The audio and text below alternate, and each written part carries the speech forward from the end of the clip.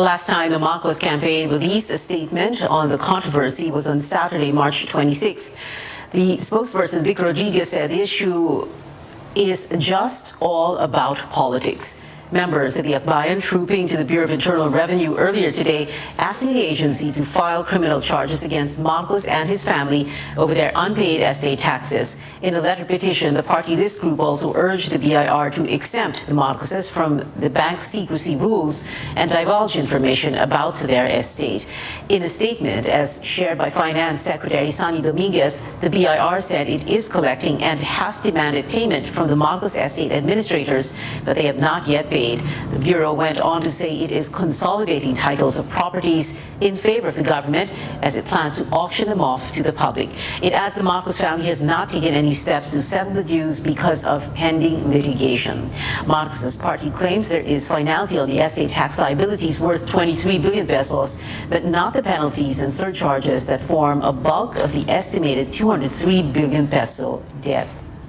Now on to other presidential candidates. Vice President Leni Robredo says she plans to declare an educational crisis in the country to address problems plaguing the education system, such as the salary of teachers, access to schooling, and the quality of education. Labor leader Leody de Guzman calls on state insurance company SSS not to suspend the pension release of those who have yet to shift to Peso Net participating banks. De Guzman says many senior citizens came to him worrying that they might not receive their pension for failing to move to Peso Net beyond the March 31 deadline. Bongbong Marcos gets the endorsement of Lanao del Sur Governor Bombit Adyong. The province has more than 685,000 voters. Since Sunday, governors of South Cotabato, Maguindanao, Sultan Kudarat, and Davao de Oro have endorsed the former senator. Meanwhile, Marcos sees no need to continue work on the rehabilitation of the city of Marawi after the war in 2018.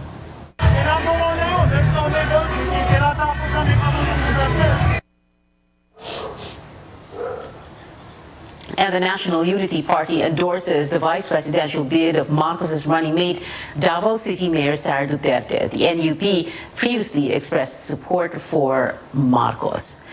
The Commission on Elections unveils a new format for its next presidential debate. Attendees will be split into 3 groups so they can respond to different sets of questions, allowing them to address each other directly. The debate this Sunday will center on government accountability, domestic policies, and security. 20 seconds ang ibibigay natin or 2 minutes para makasagot ng mas malalim at mas masustansya yung ating mga kandidato. COMELEC has not yet come up with more penalties for debate skippers like Bongbong Marcos, except a ban from using the free e-rally channel on Facebook. The portal has lower views compared to candidates' official pages. Poll Commissioner George Garcia appeals to Congress to pass a law to provide the rules and sanctions for national debates. Well, ready for the next COMELEC presidential debate? Catch the showdown this Sunday, April 3rd at 7 in the evening. It'll air live here on CNN Philippines and on our YouTube page. But before that, join us for a pre-debate special hosted by yours truly at 6:30, only here on CNN Philippines.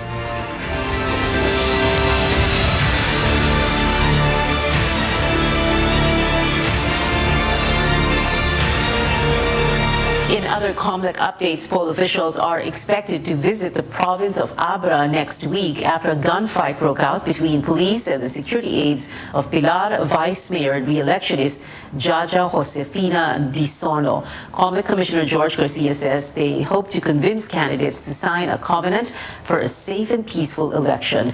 Police are looking to file election-related charges against Disono after a van refused to stop at a checkpoint last Tuesday, sparking a standoff that left one of her personnel dead and 2 police officers injured. Meanwhile, up to 300 towns and provinces may be declared areas of concern in light of possible political unrest ahead of Election Day. But COMELEC has yet to release the list of these so-called hotspots, despite the recommendation of the local police and military. Hindi po kasi ganun kadali na mag-declare ng hotspot sa isang area. Una, kawawa yung negosyo. Number 2, kawawa yung turismo. Number 3, kawawa yung pamumuhay ng mga tao. They will be restricted and limited sa kanilang movement. Existing COMELEC rules identify local governments under 4 categories: red for areas of serious concern due to reported election-related violence, intense political rivalry, and the presence of private armed groups and terrorist rebels. Places with milder safety risk assessments are placed under orange and yellow alerts.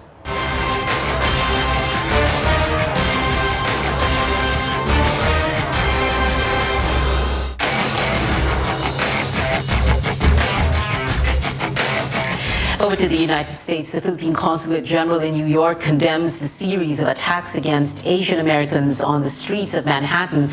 One of the latest victims, a Filipino who is now in critical condition. A warning to our viewers, some of the images are graphic. Tristan Adalo I was able to reports. talk to him. Two suspects last in night, brutal attack. and he told us he's okay, except for this swollen eye. Another Filipino was attacked near a fast food store in New York on Monday. In the CCTV footage, the victim was trying to place an order in the store when he was repeatedly beaten and then robbed by the suspect. The man sustained severe head injury following the attack. He's still in the hospital in stable but critical condition. So we're trying to get in touch with his family and with the hospitals. Just 2 weeks ago, a 67-year-old Filipino senior citizen was hit 125 times in the head by a man in another suspected case of hate crime. Siyempre nakakabahala, and many of our kababayan have told the consulate that natatakot na silang lumabas. Natatakot silang mag-subway, natatakot lumabas ng kanilang mga bahay paggabi. The Philippine Consulate in New York calls on authorities to step up measures to prevent these crimes. Some of them have in fact been carrying yung pepper spray as a precautionary measure. In addition to that, the consulate has conducted a series of webinars, the latest of which was a few days ago, on self-defense training and situational awareness. And we plan to do more of this in the coming weeks. The Philippine government also urges Filipinos to report all incidents of attacks in order to get the bigger picture of the problem. Newly elected New York City Mayor Eric Adam also vowed to keep the streets of New York safe again. The consulate says there are 150,000 Filipinos in the state of New York, while over 80,000 are residing in the city. Tristan Adalo, CNN Philippines. Coming up on Newsnight, a check on the situation in Bulacan and Pampanga, where there are reports of bird flu outbreaks. Plus, it is happy ever after for Captain Ree and Yun Seri from Real to Real. Hashtag the binge-in wedding, and K-drama fans are getting all the feels. Stay tuned to CNN Philippines.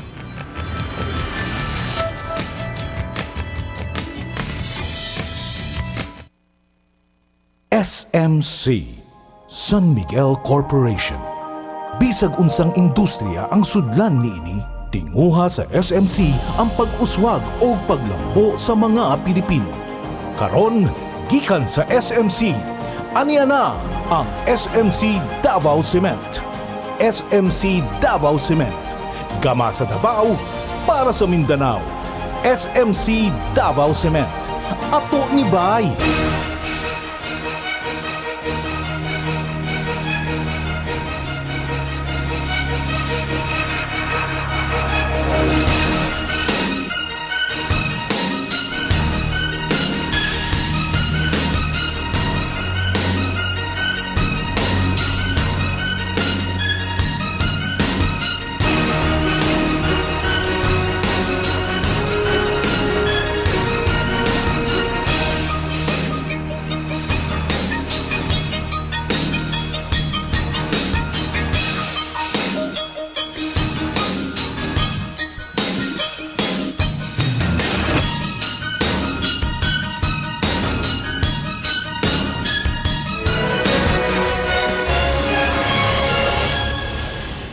Welcome back to Newsnight, where we go above and beyond the headlines. First, the rising prices of food and now a possible threat to supply. The Agriculture Department has detected bird flu outbreaks in Bulacan and Pampanga.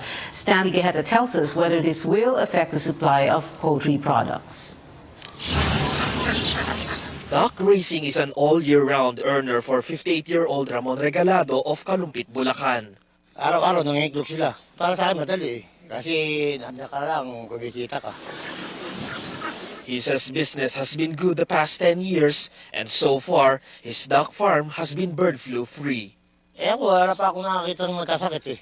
Sa alaga ko, alam mo na mamatay. Dasal lang. Huwag sana kami tamaan yung sakit na yun. Parang hindi pa ako naniniwala kasi wala pa yung mga 80 ko, hindi mo nagkakaroon ganun. But there's cause for concern. The Department of Agriculture says bird flu or avian influenza has been detected in some duck farms in Bulacan and quail farms in Pampanga. They say they are acting immediately to prevent its further spread. The Philippines has more than 20 hotspots at high risk for bird flu, as they are areas on the flight path of migratory birds, the most probable carriers of the virus that causes the disease. Ang technical na meaning po ng outbreak ay hindi yan depende sa number ng cases. So kahit isa na kaso, outbreak po yan. The Department of Agriculture has issued a Memorandum Circular Number 5 prescribing the guidelines on the local movements of domestic and wild birds and poultry products and byproducts during the avian influenza surveillance period. The policy regulates the movement of ducks, quails, and other poultry commodities in affected areas, particularly those coming from within the 1-kilometer quarantine area. Ang nagmamanifest po rito, of course, ay yung respiratory sign yan, may mga sipon, matamla yung manok. Andyan din po yung kanyang nervous sign na parang yung leg niya ay nababali, na parang siya ay umiikot. Ito naman pong virus na ito ay madaling mamatay at namamatay ito sa init, sa ordinary disinfectant. Meanwhile, the Broilers Association said poultry products, which are confined with strict monitoring and security to ensure its freshness, are not affected by bird flu.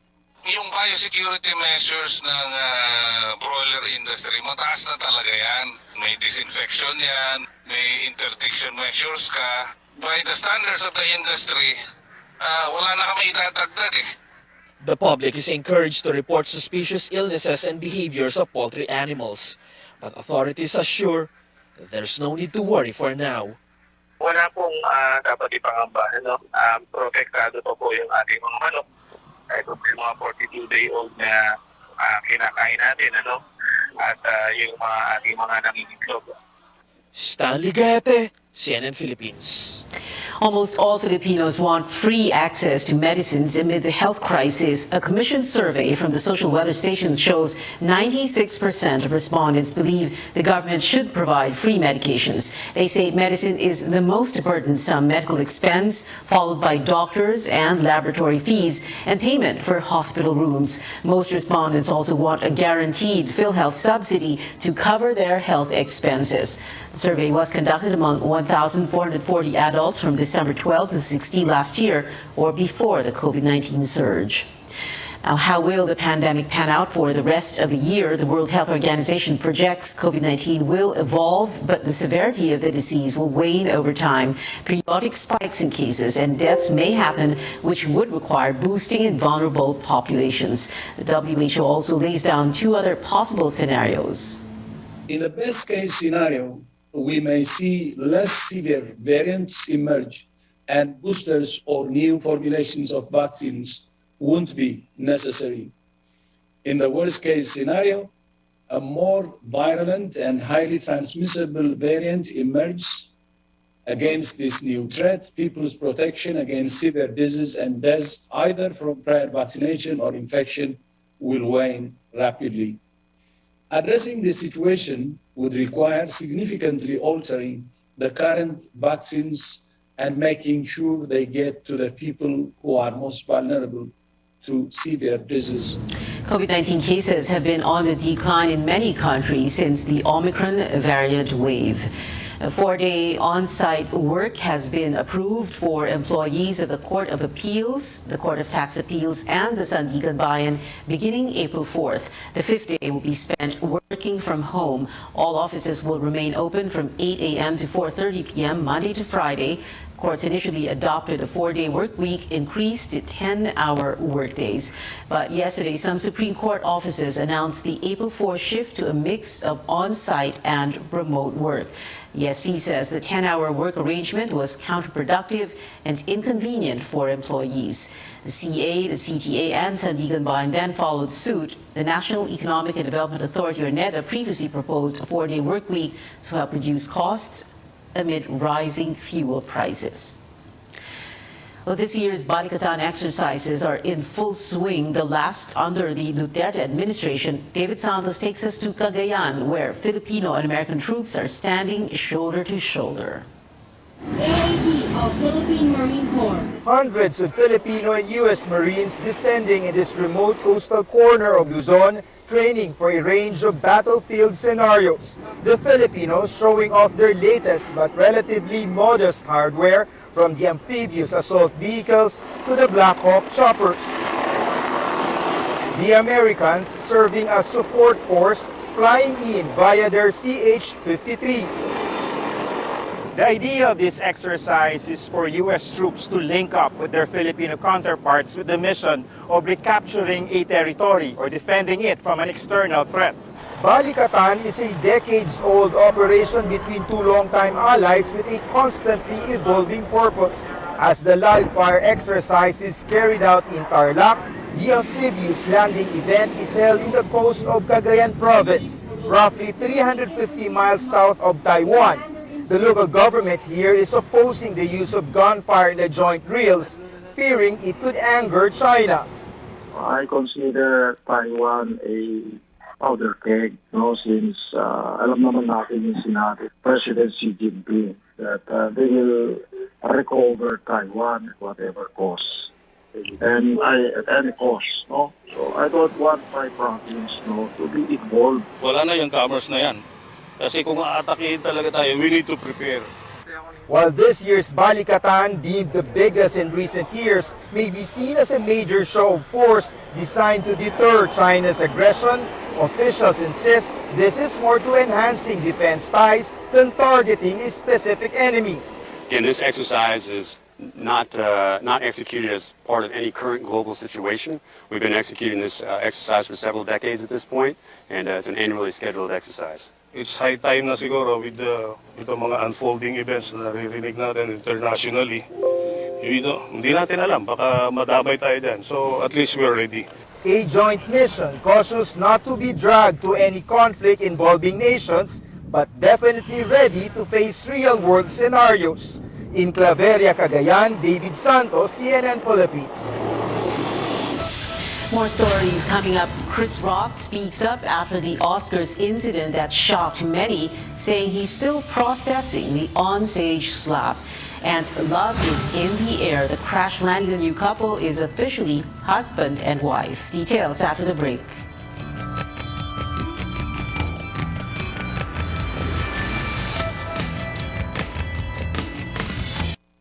SMC, San Miguel Corporation. Bisag unsang industriya ang sudlan niini, tinguha sa SMC ang pag-uswag o paglambo sa mga Pilipino. Karon, gikan sa SMC, aniya na ang SMC Davao Cement. SMC Davao Cement, gama sa Davao para sa Mindanao. SMC Davao Cement, ato ni Bay.